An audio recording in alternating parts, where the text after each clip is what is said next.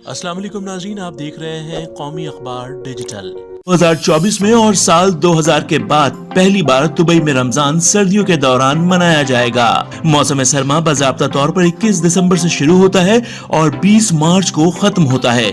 21 मार्च को बहार शुरू होती है। हर साल रमजान का आगाज और इख्तिताम हिलाल के चांद के जाहिर होने के साथ होता है, क्योंकि ये कमरी कैलेंडर पर मबनी है जो कि ग्रेगोरियन कैलेंडर के साल से छोटा है। रमजान मुबारक के आगाज की तारीख हर साल 10 से 12 दिन तक बदलती है, जिससे इसे 33 साला दौर में मुख्तलिफ मौसमों में गिरने की इजाजत मिलती है। इस साल रमजान मुबारक 11 मार्च पीर से शुरू होने का इम्कान है। रमजान मुबारक के पहले दिन दुबई के रिहायशी सुबह 5:15 से शाम 6:29 तक रोजा रखेंगे। 13 घंटे और 14 मिनट का रोजा होगा। ये विंडो बतदरीज बढ़ता जाएगा। जूं महीना चलता जाएगा। हिलाल का चांद 10 मार्च बरोज इतवार को नजर आने की तवक्को है, जो इस्लामी महीने शाबान की 29 तारीख को है।